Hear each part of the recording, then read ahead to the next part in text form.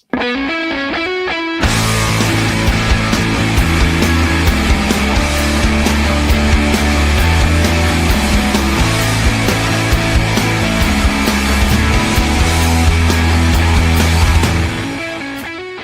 is Renelle, and welcome to Quality Hang with Rod Brooks and friends. And here he is now, your host, my main man, Rod Brooks. Hi, everyone. I am Rod Brooks, and welcome to Quality Hang. And as always, I'm joined on this broadcasting adventure by my partner in crime, my friend, and a man who is playing hurt right now. Yeah, he is baby. giving it all for the team. He is Marcus Osborne. What up, dog? What's up, man? Yeah, got a calf problem, but I'm gonna go ahead and stick it out. See if I can leave the show with my Achilles intact. So we're not in a Game 7 situation right now here on Quality Hang, but if we were in a Game 7 situation, and you are dealing with this current calf problem that you are soldiering, through right now, would you be able and willing to play in a Game 7 type Quality Hang situation if called on? So here's the thing. I'd probably be able, but would you? Very unlikely to be willing. Seeing how this plays out over the last few years, and it don't end well for the brothers. No. You knew it was going to happen. We all knew it was going to happen. And we have the Kevin Durant injury to point at specifically, but obviously Achilles tears, that has been, the big story in the NBA this season, with Jason Tatum tearing his in the playoffs, Damian Lillard tearing his, but pointedly and more specifically when compared it to the Tyrese Halliburton case, that he had a ticking time bomb to his lower leg, and you knew it was going to happen. But there's no way that he should have been asked not to play. He should have been told not to play, and there was no way that Tyrese Halliburton was not going to play. Would it have been smart? Would it have been prudent? Yes. But once you get to a Game 7, once you get to a winner-take-all situation, once you get to a do or die, a win or go home, whatever you want to call it, man, these dudes ain't gonna tap out. It's just not gonna work that way. And to expect to ask them to do it, or expect for them to think rationally or non-athlete wise about it, is asking them to go against their nature.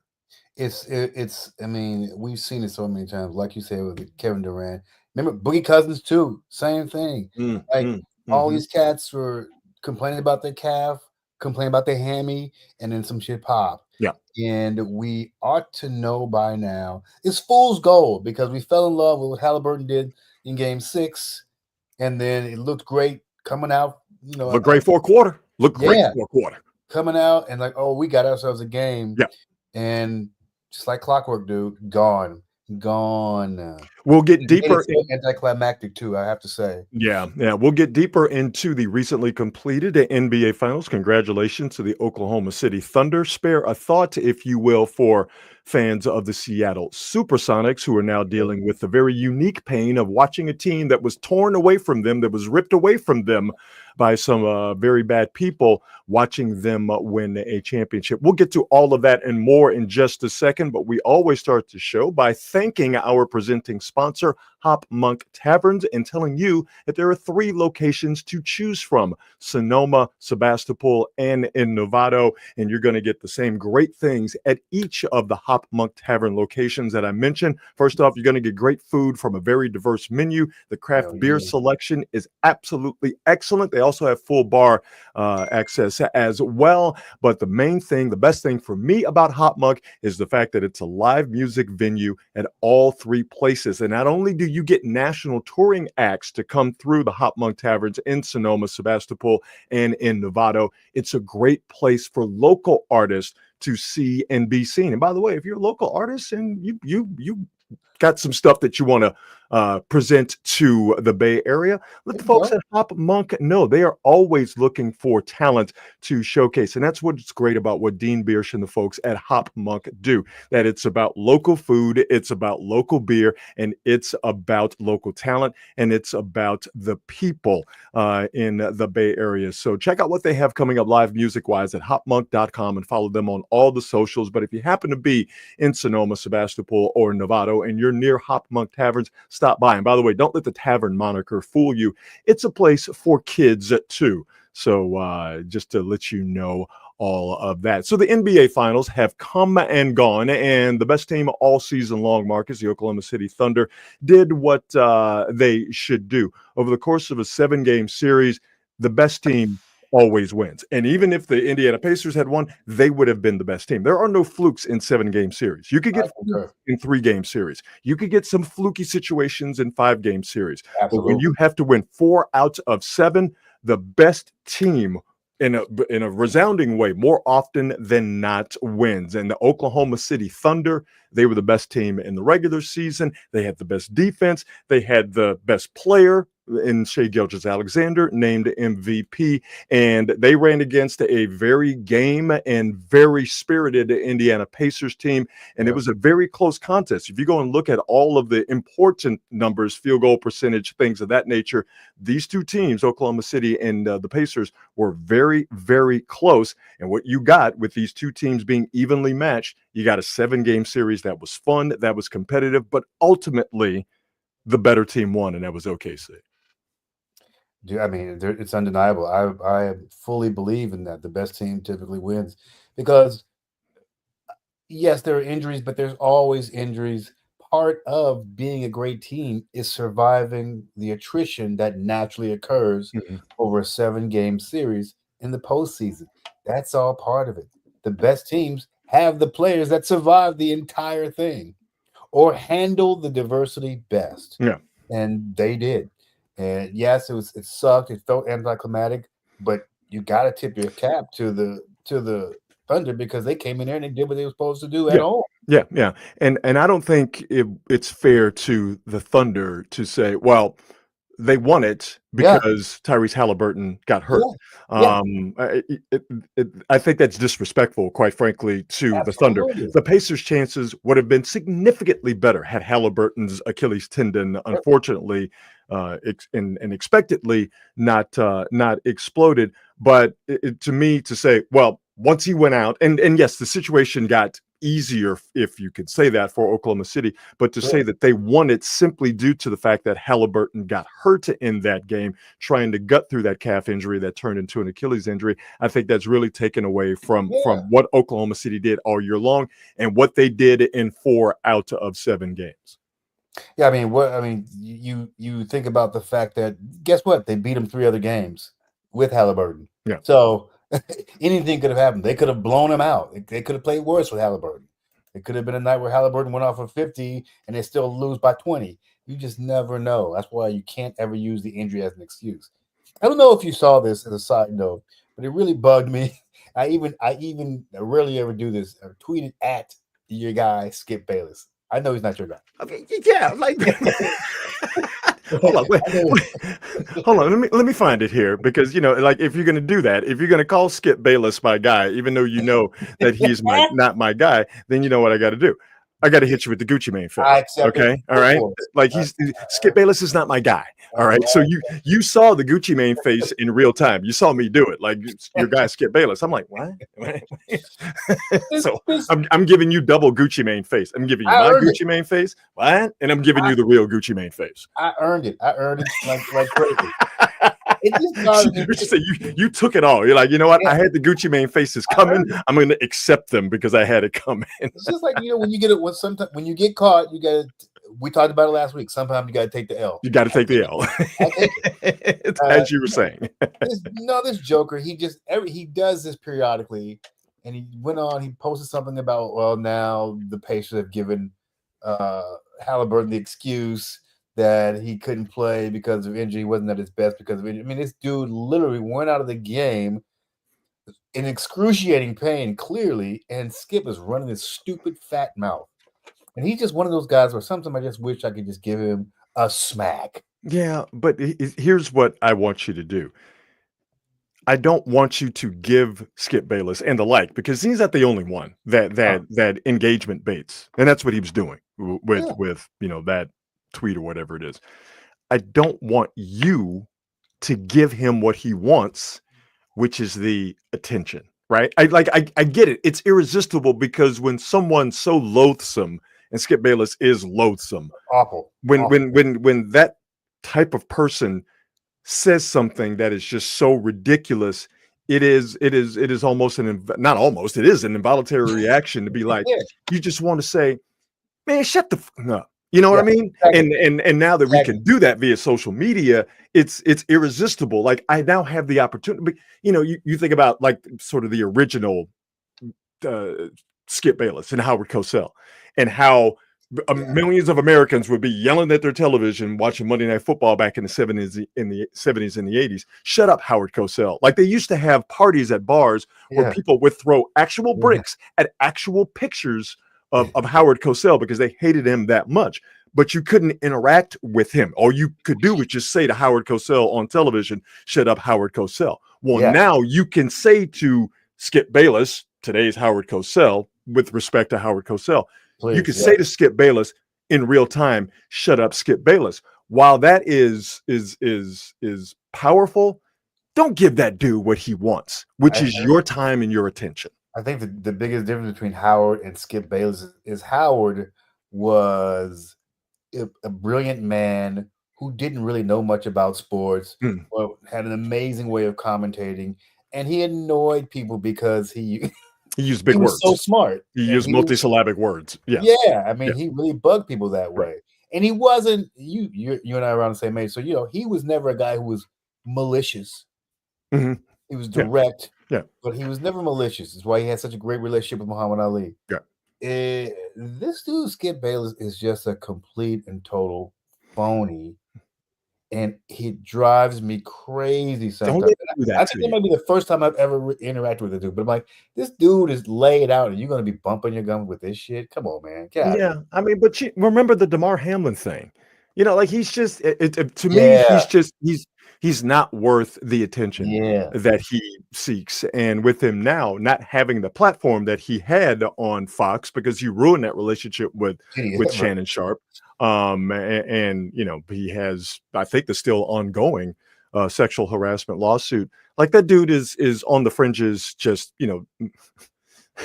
maybe doing a podcast with his wife. Like, ain't nobody cutting. Like, it's so true. That dude is irrelevant. All right, he's just irrelevant. So I don't want you to give that guy what he wants, because anybody who watched Tyrese Halliburton go out there and play last night, and to not come away with some measure of respect for Halliburton's decision to play, and then going out there and playing and being the tip of the spear for the Pacers, where he says, I'm the best player. We're on the road in a game 7.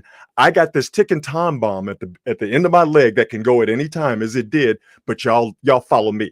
Because he was the dude that was leading the Pacers. And that's why the Pacers were in that game for a half, definitely until Halliburton got hurt. So I don't know how you watch what he did. You can question if you like, and we can have that discussion about, should the Pacers have thought about the future and held him back? Should he have thought about his own future? Should the decision have been taken out of Halliburton's hands? We can have that discussion, and we can have that discussion in good faith. But I think it is beyond discussion that some way, somehow, Halliburton was making it about himself by making that decision. That was one of the most selfless decisions you've seen an athlete make, which is, I know that I have the danger of ripping my Achilles up and being out for an entire season or maybe longer, but I'm going to play because it's a game 7 and I owe it to my teammates, and maybe he feels like he owes it to the franchise and the fan base. To come away with any thought about Halliburton other than that, you either two things: you're either stupid or you're being duplicitous, and you're just saying it to get reaction. Either way, those are two character traits that I don't necessarily bang with. You can't get me to say a single bad thing about Tyrese. No, man. That dude went out there, every time one of these guys gets hurt in the game, you have to show respect because you know for a fact they're going out there, despite the fact that they know that this could end up just like this. They know going out there. Yeah. They know the history of these calf injuries. Yeah. They know it, but they're like, you know what? I got to get out there. I got to win. We got to give this game 7. And I guarantee you, Rod, that hurt him more than that Achilles emotionally. Not just getting the injury, but getting it in a game 7. Yeah. And getting that injury where you were the dude that was leading the charge and your team was following behind you, the best player, playing his best at the most crucial time with the specter in the back of his mind of the next step I take on this basketball court could be the last step I take because my Achilles doesn't work, which is unfortunately what eventually happened. I think it would be a different mentality if he went out there and played and didn't play well, or he did play well and the rest of the team didn't follow him. Like, it was working. It was working. They had the Pacers for a half. They had an opportunity to do one of the toughest things in sports, to win a game 7 on the road. And it was there. And for it to go away because his body failed him. I like I said, to have any thought about Tyrese Halliburton other than mad respect, like I said, you either dumb or you're being a phony. Either way, it ain't cool. Yeah, and there are those folks who were giving Steph Curry a bunch of shit because he sat out with that strain, that he had his hamstring strain. But this is the kind of stuff that can happen.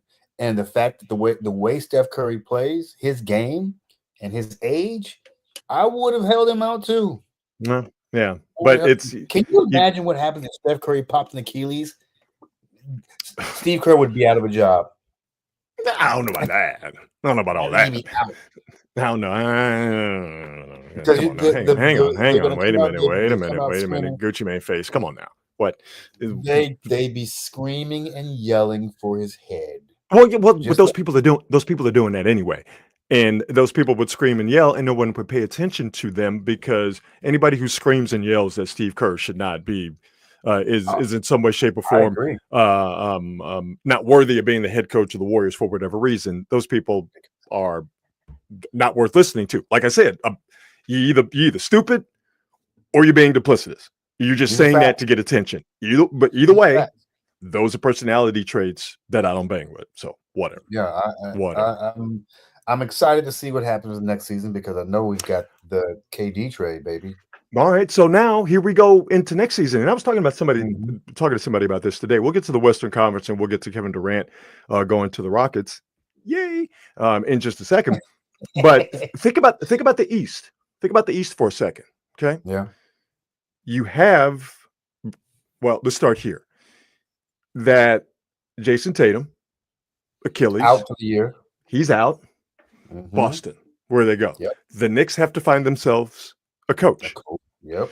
Obviously, Halliburton out for the year. Damian Lillard out for the year. Whether Antetokounmpo, does he stay in Milwaukee? Does he go elsewhere? Does he stay in the East, or does he eventually end up with the Warriors? Yeah. My point is, and Orlando is creeping on the come up. All right. I don't think Miami is going to sit still. They tried to get Kevin Durant. That didn't work. Detroit. Yeah, exactly. I was getting there. So I think the East is, quite frankly, up for grabs. Cleveland right now, and again, we just finished the season, so this is silly to say, which is, of course, not going to stop me from saying it. But right now, if you're Cleveland, you're looking around in the East going, hey, man, we're good. Right. I mean, we're not injured. We just came off a very successful season. So the East is wide open. Now you get to the West, and Oklahoma City, congratulations. They earned it. They are deserving champions as far as I'm concerned. But everybody now is looking at the landscape of the West with Kevin Durant now being a Rocket and the West being the juggernaut that it has been over seemingly so many years. And you look at the West and go, OKC getting back is nowhere near a guarantee. Matter of fact, the Rockets, singularly, just to talk about them with Kevin Durant, they got better because what was their problem? They couldn't shoot. They couldn't make free throws. They couldn't shoot from the field. They got a guy who can shoot. It doesn't solve all their problems, but when you got a guy who is an automatic bucket and you had a team full of guys in the Rockets who were young, who were athletics, but they were not buckets at all. Hey, man, I tell you right now, I actually think that does solve all their problems. Like I like all they got to do is play the same way. They were the 2 seed. All they got to do is play the same defense. And the one thing they were missing was somebody who we know can give the ball to the last 5 minutes of the game. Yeah. Got it. Yeah. Got it. I mean, from my standpoint, they should be the odds-on favorite to represent the West in the finals next year. I mean, it is from a sort of purely just non-fan, like analytical, for lack of a better way of putting it. Yeah. Looking at it, like what you said makes a lot of sense, even though you still got to deal with Denver. I know the Clippers are the Clippers, but you still got to deal with them. I mean, there's so many teams in the West, but what you're saying makes sense. Yeah. As a fan, I can't even begin. Like, come on, dog. I can't let you gas me up like that right now. I mean, all you got to do is look at where teams stand. I don't see Minnesota getting much better. For all the bravado, all the bluster, they still finish at the 7th seed, right? Yeah, but to me, with Minnesota, and I'm going to give this young man credit until I feel like he doesn't deserve credit. I think Anthony Edwards is going to get better this summer, because we've talked about this on previous episodes of Quality Hang, where the last 2 games of their series against OKC, he made himself easy to guard. Mm-hmm. Anthony Edwards. He was passive in the beginning of the last couple of games of that series against OKC, and then he waited too late to be forceful. He waited too late to go to the hole, or he would settle for threes, which is exactly what the defense wants him to do. I think if Anthony Edwards gets the mentality in the game of, I'm not going to make myself easy to guard, then Minnesota is a team to be reckoned with, just on the strength of what he is able to do. You know who doesn't have that problem? Kevin Durant. Yes. He's a complete package already, baby. Yeah. No, you're right. He ain't got nothing nobody can do about that you're dude. Right. If he's on one, I'm telling you, you look at Houston, you look at where they finish, primarily defensively. I was actually having this conversation right after this trade was announced. I'm like, oh my goodness, those dudes, you've got to pencil them in and finishing at the top of the West next year. No. They've got everything in play. And here's it's such a steal. It was such a steal. They gave up nothing. Sorry, Jalen Green, but giving up Jalen Green and Dylan Brooks, sorry. And 5 second-round draft picks for Kevin Durant. You notice I'm not disagreeing. Every day. I was saying to my sister, talking, and by the way, happy birthday to my sister. Love you. Happy birthday, sis. I was talking a little while ago, and I'm like, listen, because they couldn't shoot, you had to give up something.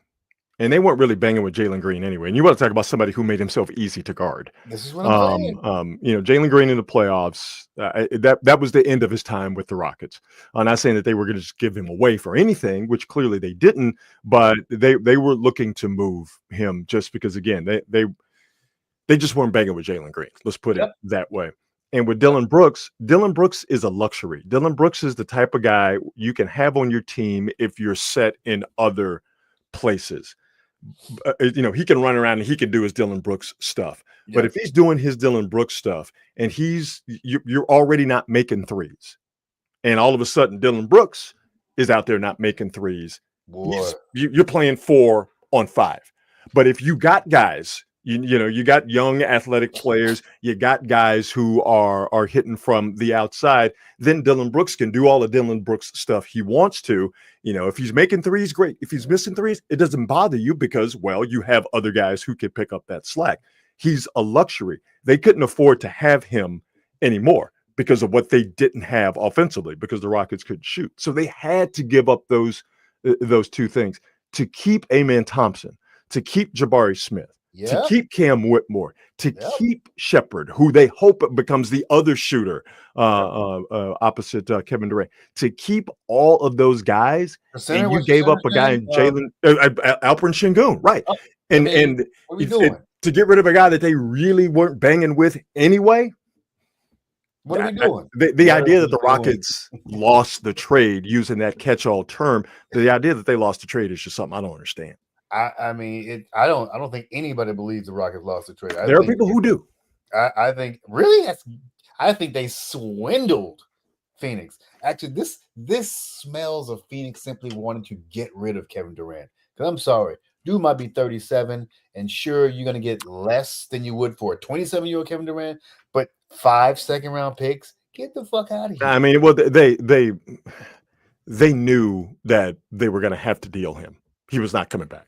And I think it hurt them. I think it hurt his trade value that they also knew that Durant wanted to leave. Like it was such an open secret. Yeah. So that hurts it. But still, man, woo, you get Kevin Durant for Jalen Green and Dylan Brooks? Sure. And he didn't go to San Antonio.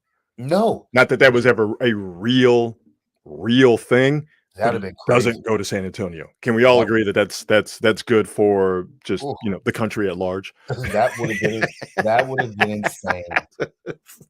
Nobody wants that. Wow. All right, maybe I'm projecting. I don't want that. All right. In fact, I just looking at the landscape of things, there's no way Houston shouldn't be considered a heavy favorite.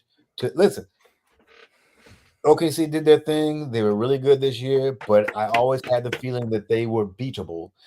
Not that they weren't great. I just felt like they were beatable all year long. And they never gave me the feeling of being a juggernaut. I look at this Houston team as constructed with Ime as the coach, playing that defense the way they do. And now there's no pressure for anybody to try to save the day because you got the dude who can always save the day. Why am I letting you gas me up the day after the season ended? Why am I sitting here like, yeah, Marcus, yeah, talk that shit, dog. Yeah, it's just true, man. Nobody can stop it. And I'm sitting here like, yeah, why am I letting you do? Stop it. You stop it with your evil ways right now. I mean, I don't know how anybody can look at that squad and go, yeah, this team can beat them.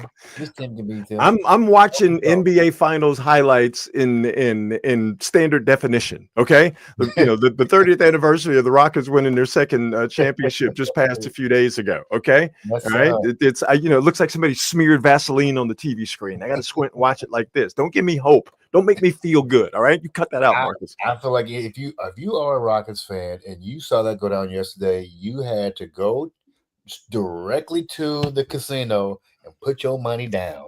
I'm not a gambler, but I wasn't sad when I heard the news. I knew, just talking to people, I knew that the Rockets were very active in trying to get him. Yeah. But for it to get pulled off is great. And listen, that it's Kevin Durant's, going to be there for a good time, not a long time. All right. Yeah. Whether he's happy in the situation, he's probably got 2 to 3, good basketball years left, and how much you're going to get out of him, because you're damn sure not going to get a full 82 game regular season out of him. So I would think, combined regular season and postseason, if you could get 80, you wouldn't play 30 postseason games, but if you could get 70, 75 games out of Kevin Durant, regular and postseason combined, you cook it with gas. You're cooking with gas. He gets through the season healthy. You get a healthy KD for the postseason. Yeah. You play the same defense you played.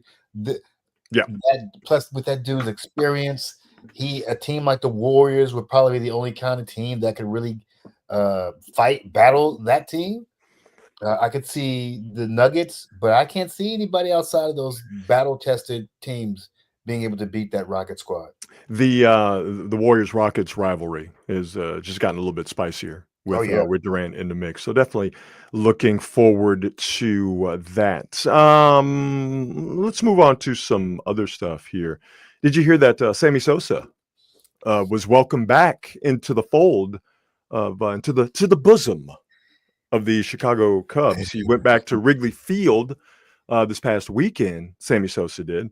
For the first time in 21 years. The Cubs, kept Sammy Sosa at bay because of Sosa's steroid ties. But I thought it was because he became light-skinned. Well, we're going to get to that.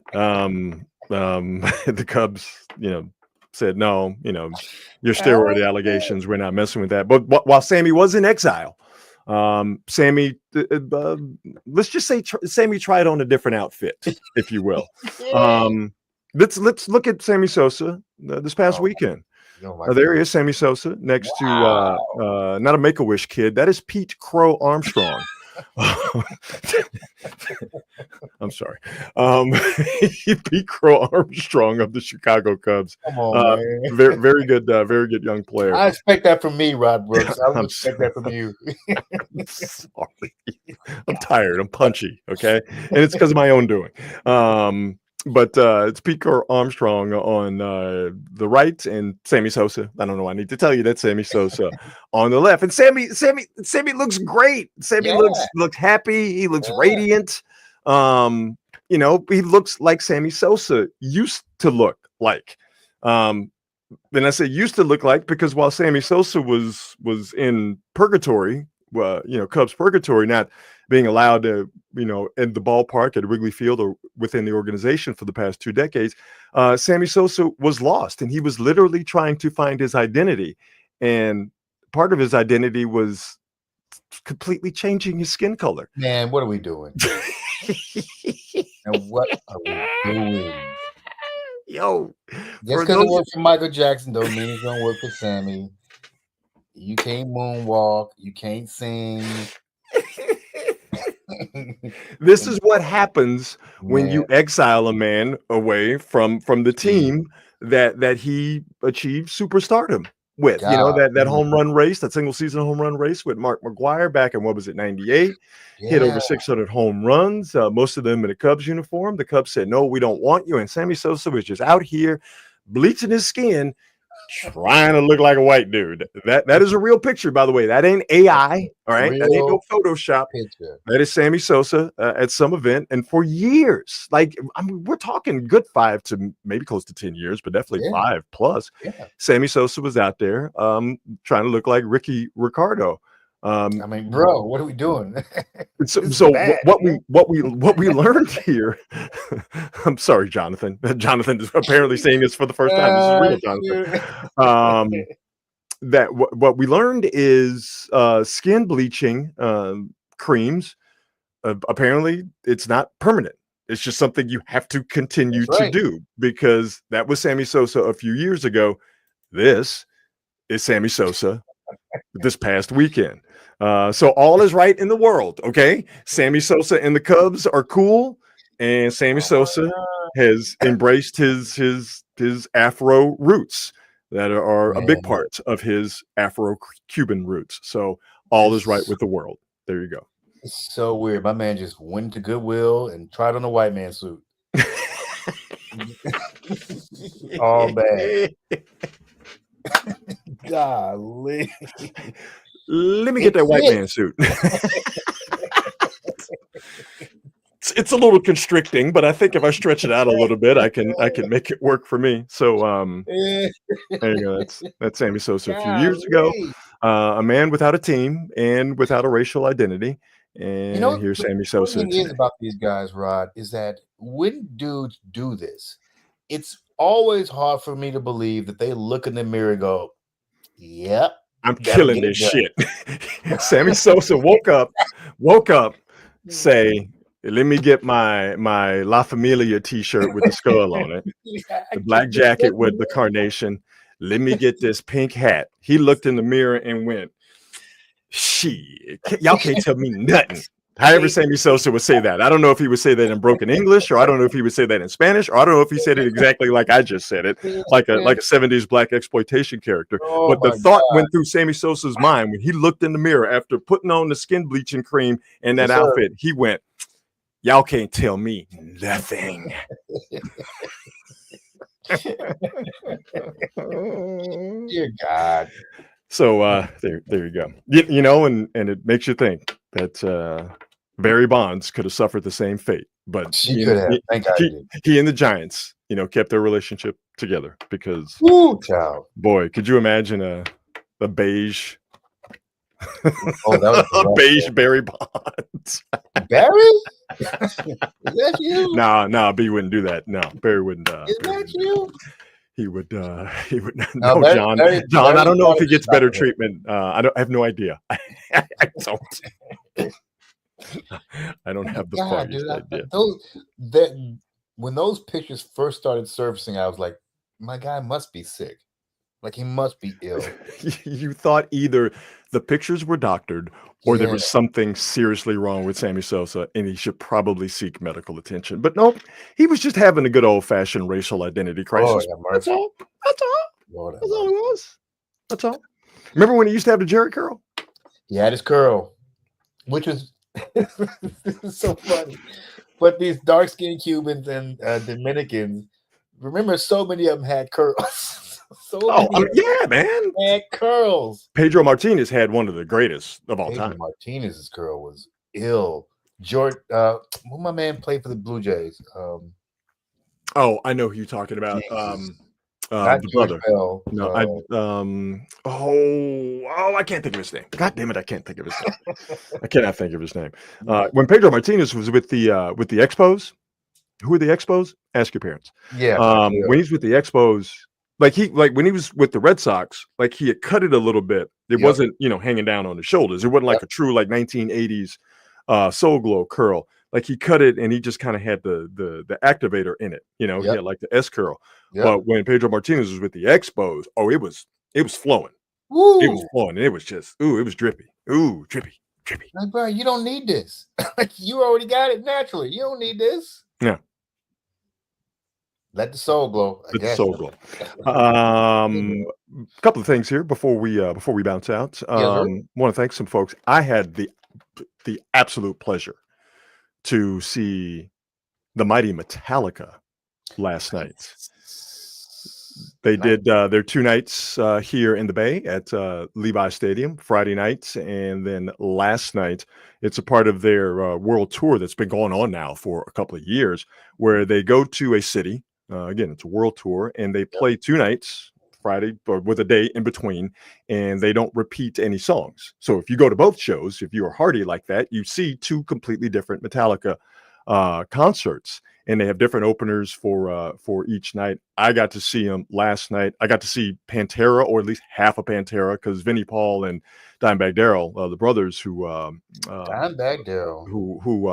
founded Pantera, they obviously are no longer with us, but Phil Anselmo and Rex Brown, the bassists, are, and I forget the drummer's name, really good drummer, but I forget his name, and Zach Wilde, Ozzy Osbourne's guitarist over the last few years, he played guitar. Pantera was absolutely awesome, but Metallica was great last night, and I want to thank my man, Paulie Mack, for the tickets and the opportunity. Went with Paulie Mack and Tony and Don Peralta. That was it was a stone groove, and thanks to Vicky who got us the tickets and the parking passes and the VIP passes and all of that. But it was awesome seeing Metallica last night. I had not seen Metallica, Marcus, since they played at Outside Lands, and I believe that was 2012 or 2013. Yeah. And 10 years ago. The last time I saw them, I saw them a handful of times around that time, and James Hetfield's voice is just my own personal opinion. James Hetfield's voice was not in a good place. It seemed like he was straining, and it just didn't sound very good. Wasn't he going through stuff? He was going through stuff, and so knowing that now, it makes sense. Yeah. But I remember saying to myself, like, oh man, I don't. This isn't good anymore. And I'm like, I think I'm cool on it. So going close to 15 years without seeing him, and then going last night and seeing him. He sounded great, and they were awesome. Oh my God, they were so good. He sounded great, and Metallica looked like they were enjoying playing the music. They were enjoying playing for the people, and they were enjoying each other. They were enjoying each other. And even though it was in the round, the stage was massive. You could see when they would be on opposite corners of the stage that they were still vibing and interacting with each other. And then when they got close, they were vibing and interacting with each other. It was just an awesome show. They sounded so good. So if you have a chance to see Metallica, do it. They are still at the top of their game. It was a true treat to see that last night. So thanks to Paulie Mack, thanks to Vicky. It was an absolutely wonderful time, man. It was so good. I'm a big believer in making sure you see every great artist while you still have, which is why I went, because I'm like, go and see him, because you might not get that opportunity. And even though I didn't have the opportunity to see him, what really spurred my thinking on that was when Prince died, however many years ago, because it was so out of the blue. It was so unexpected. And you were just like, Prince is going to be here forever because he's Prince. And then all of a sudden he wasn't. So it was one of those things where I'm like, I can't let that happen again. So if I have a chance to see someone, and I'm not going to make an excuse like, oh, I don't want to drive down there, or I'm too tired, I got something to do the next day. Like, no, dog, go do it, because tomorrow ain't promised today. Amen, dude. Because for those of us, especially those of us who are big music lovers, you only get the opportunity to see the greats a handful of times in your entire life. And when you get the chance, get them. And I always say, if you can see them when they're young and when you can see them when they're towards the end, do that too. Yeah, because you never know. One of the cool things about bands that have been around for as long as Metallica's been around, they survived all the typical band bullshit and are still together, because really the fact that they're together at all, that's the win. Because obviously when you're young, you're going to be bullheaded. You're going to have fights over dumb shit. You're going to have those fights. If those bands and those groups can work it out and get to this middle-aged section of their lives, everything falls into perspective and they actually enjoy each other's company, because they don't have to be together all the time. Right. Yeah, exactly. Yeah, they have enough money to now where they can go their separate ways and they come together when it's absolutely necessary, to make more money, like 2 sold out concerts at Levi's Stadium. I'm pretty sure that bag was heavy. But it's a miracle that they're still together, because they had a breaking point with when that movie Some Kind of Monster came out, and they filmed and allowed that to be shot. Like, I went to the theater to see it. I went to the premiere at the Castro, where James, you were there. James Hetfield was there. Remember how miserable he looked when he did the Q&A? He was absolutely miserable. I mean, that band was, it wasn't fracturing. It was done. It was split, but they still had obligations, and they brought in Robert Trujillo, and they made the Saint Anger album, which is not good by any stretch of the imagination. But they should not have come back from that, and they did. And for personal problems that Hetfield has had or whatever. So, like I said, I felt truly blessed and honored, not making a big deal out of it, but I felt truly blessed and honored to have a chance to see them again. And it wasn't like, well, Metallica's getting old, or it was like, oh man, that wasn't good. I walked out of that show with just like, yo, man, Metallica kicked mucho ass last night. Yeah, it's good to see veteran performers jump in and do what they do best, because they know how to turn it on. And we've been talking about it over the last couple of shows with hip hop, where we are eagerly anticipating the new Clips album. Slick Rick has some stuff out where it's like, it's great. It sounds like Slick Rick. Too Short dropped an album not too long ago, and it sounded like a Too Short album. There was somebody else that dropped something. I can't remember what it is, but we are getting where these old heads that have these fan bases, they're getting back in the studio, and they're dropping heat. They're dropping heat. LL just had an album last year. Sounded like an LL album. It was pretty damn good. Yeah, our LL album was so good. I saw footage. This is how you know that you're a great performer. I saw footage of Jay-Z coming out on stage for Beyonce's stadium tour in Paris. Those people lost their ever-loving mind. It was like they were seeing Michael Jackson. That's how you know that you're one of them dudes. Yeah. It was crazy to see. Yeah. I love it. Ooh, could we get something from Jay-Z? Like, if we got a true Hove album, you know what I mean? And like, what I know he's in the space now where, what is he going to talk about? $1 million paintings and parenting. Like, maybe he could make that work. It's going to be hard, and it's going to be hard to believe him if he went back to his old, I'm rapping about, selling illegal narcotics. It would be hard to believe that. But if he did have something that he could talk about and it felt genuine and it felt organic, like if we got like a real Jay-Z album, or we got a real last final push from Outkast. Like insane. Yo. Those are people who take the craft seriously. So when they drop, they're not playing around. Yeah. People forget how great peak Jay-Z was. I mean, best rapper alive just wasn't a saying. He was the best rapper alive. I mean, man. I mean, come on now. Let's keep it a buck, yo. He was absolutely the best rapper alive. Somebody asked Rod. Settle down, John. I saw that. I guess we all saw it. We did that last week. Yeah, right. yeah.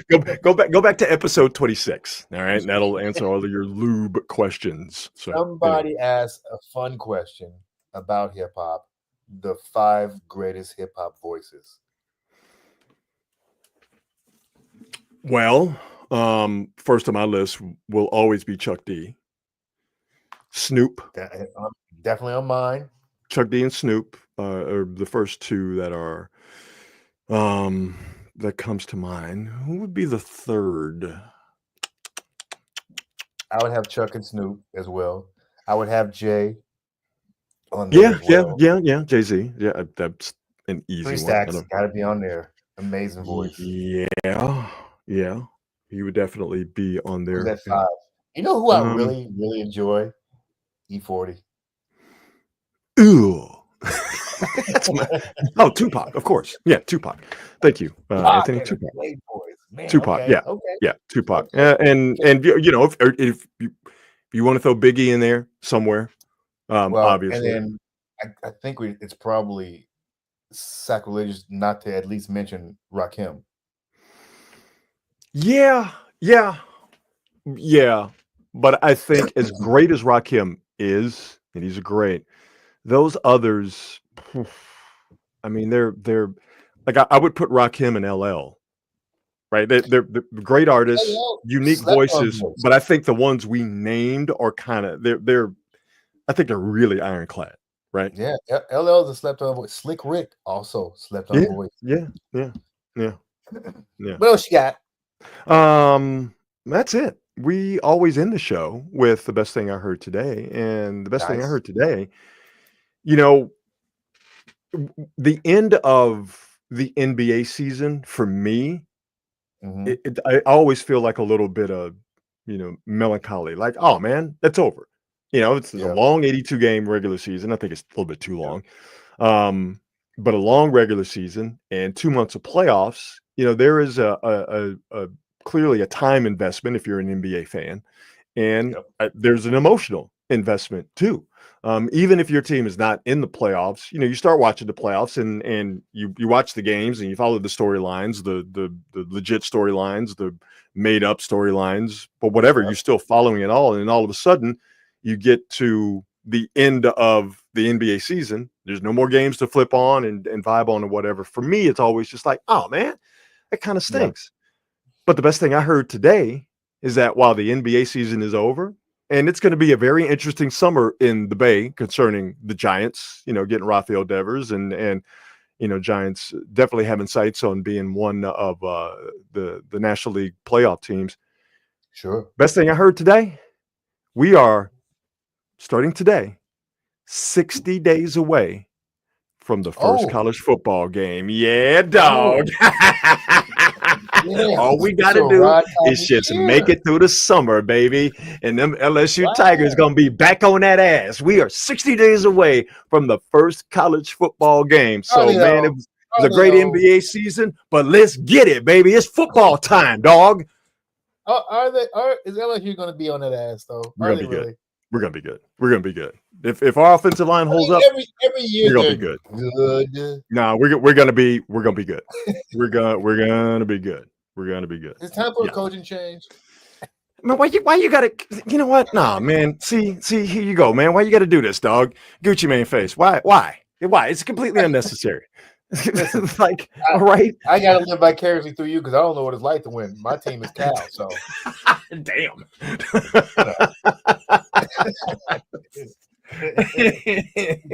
I just show up in black every single Saturday. You ain't wrong. Well, Cal didn't need to catch a stray, but you're not wrong. So yeah, baby. NBA season is over. Like I said, I think it's going to be a fun summer here concerning the Giants, but we are 60 days away from college football, and about, if I'm doing the math correctly, we're about 75, 80 days away from the NFL season. So yeah, baby, football season right around the corner. it's nice. I'm actually enjoying. Actually, best thing I heard today. I'm thoroughly enjoying the Valkyries' first season. Yeah, they in the getting after it, Bay ain't they? Yeah. Matter of fact, here's what's great. My mom and my brother are those people who are like, oh, well, I don't care about OKC and the Pacers. They came home and they went straight to the Valkyries game, turned it on. That's dope, and man. and I'm like, we all sat there and we watched together. But one of the really here's how I know we've made a transition, Rod. The best thing I've heard today is people making the same dumbass arguments in the WNBA about the players that they're doing in the NBA. That lets you know that people are taking it serious. I heard today, yes. if Caitlin Clark was being guarded the way Paige Beckers is being guarded, then she'd score 40 points every night. I'm like, okay, here we go.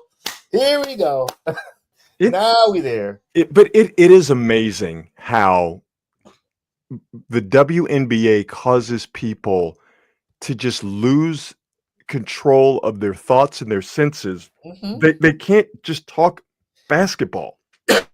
It seems that women playing professional basketball just gets people in a mindset of they can't just see them as athletes. They can't see them as hoopers. They either are to be protected or they're to be demonized. You know, depending on the player and depending on the person doing the protecting or the demonizing of, of said WNBA players. Like, no, they're just hoopers. Just talk about hoop. That's it. Just talk about hoop. And I think for a lot of people, they're unfamiliar with women's basketball in one aspect. They're unfamiliar with how physical women's basketball is. Dude, you take the words right out of my mouth. So I've been paying really close attention to the WNBA for about 6 years.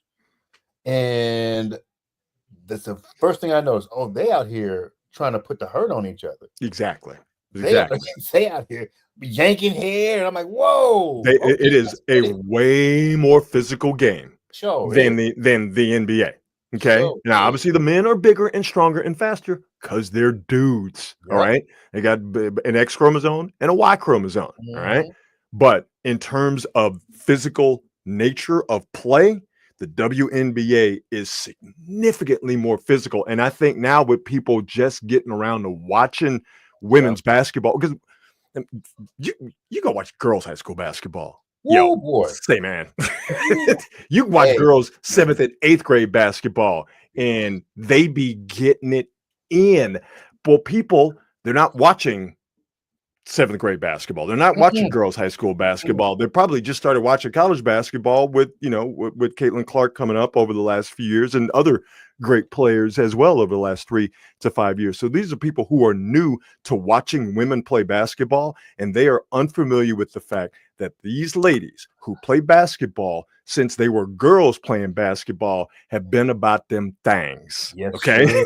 And so now all of a sudden these girls have grown up to be women in the WNBA, and they have had that be a part of their get down for a long time. And I think it shocks a lot of people to see women who are thought of as supposedly as well. They're not physical and they're not aggressive. Like, now you just don't know. And when you get to the highest of women's basketball, the WNBA, you're going to run across chicks who be like, you're not about to take this from me. Facts. They out there crushing each other. Crushing each other. I take a weird enjoyment out of it. It's so strange. I don't know what that says about me as a human being, but I like it when I get out there and mix it up a little bit. Yeah, well, you know what? It reminds you of the way that basketball used to be. Yeah. Which it was a sport where being physical was a part of it. Now it's the physical aspect of it has been taken out, and it's more about athleticism and speed and quickness. And I think that's okay. I think that's great. Both have a place. But I do think that taking out physicality. There's that word again. Taking out physicality completely and replacing it with those things. I think there's room for both. And I think in the NBA that, that was the thing about watching the playoffs this year, is that all of a sudden physical play became the norm in the playoffs. Like, well, whoa, that wasn't the way in the regular season. Well, we got to find a way in the regular season to swing that pendulum back to where you can have an emphasis on athleticism and quickness and speed and shooting. You can have that emphasis, but also the physical nature of the game can be still a part of it as well. Yeah, like it doesn't have to be all one side, because like what we don't want to watch, all just physical, block and tackle, grab and pull basketball. Don't nobody want to see that shit. Nah, we saw that and it was not pretty. It was not pretty. All right. You go back and watch some finals games from the late 90s and early 79 to 77 games. Lord have mercy. No, thank you. Oh, so this is a quick story. Here's something you didn't know, Rod. Anthony is talking about San Quinn, JT the Bigger Figure, 3 Times Crazy. I produced a song on one of JT the Bigger Figure's compilation discs. What? Back in 2003. I used to manage hip-hop groups and acts, and I think I may have told you about this. I had a teenage group. Well, I had this kid from Philadelphia named Black. I got him on this compilation album, JT the Bigger Figure. I produced this track. His name is Black. I think it's fucking great. And then we never got paid. Just saying, we never got paid. Oh, so you mean to tell me that it's a story that is old as time concerning the music industry and the record industry? If you want to see it, if you want to find it, it's called Street Wars. Okay. It's somewhere in the ether. You'll see a song called, what was it? I'm West Coast Gangs. I can't remember the name. This was like 20-something years. It was a while ago. Yeah, and actually, the sad part is that dude is dead now. So that's how we end the story on it. Well, you know what? Let's not end on that down of a note. Mark coming in and dropping some news. And this is just happened. The Boston Celtics traded Drew Holiday, who was a big party. And I think you could say getting Drew Holiday last year is why they won. The Celtics did the title. His defense, his tenacity. The Celtics, who are clearly going through some things with Jason Tatum getting hurt, they traded Drew Holiday to the Trailblazers for Anthony Simmons and 2 second-round picks. That's 100%. And also the Celtics changing ownership. Are they changing perspective? So while the NBA season is over, now we're getting to the NBA silly season. Okay, we just had the Lakers sell for $10 billion. Yeah, the Lakers sell for $10 billion during the finals. The Kevin Durant trade news hits the morning, yesterday morning, before Game 7. Now we get this. Where does Giannis go? Are we going to have more moves? So while the gameplay is over in the NBA season, the NBA has no off season, even though we're in the off season. Now we get to trade season and free agency and all of that. So here's the first salvo. The Celtics traded Drew Holiday to the Portland Trailblazers for Anthony Simmons and 2 second-round picks. Mark, thank you so much for that tidbit. And once again, the quality hangers, the folks in the comments, man, we dig you guys. Just thank you for being a part of the show. Thank you for creating that community. We love seeing you guys interact with each other. We love it when you interact with us and you become part of the show. You put comments out there. We throw them up as quickly as we can. We read them as quickly as we can. So to all the folks in the comment section, we appreciate it. And if you have been thinking about dipping your toe into the comment section, go on in there, man. The folks is good. People's is nice. You are definitely amongst friends. And before we go, as always, we'd like to thank our presenting sponsor, Hop Monk Taverns, locations in Novato, Sonoma, and in Sebastopol.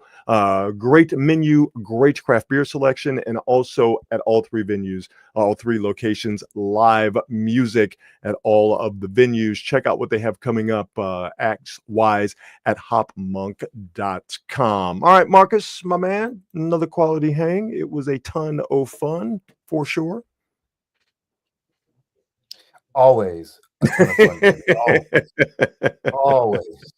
We're tired. We're going to bed. Thanks, everybody. We will see you on Wednesday, another live quality hang. And as always, we thank you for joining us. And we say to you, be good and be good at it.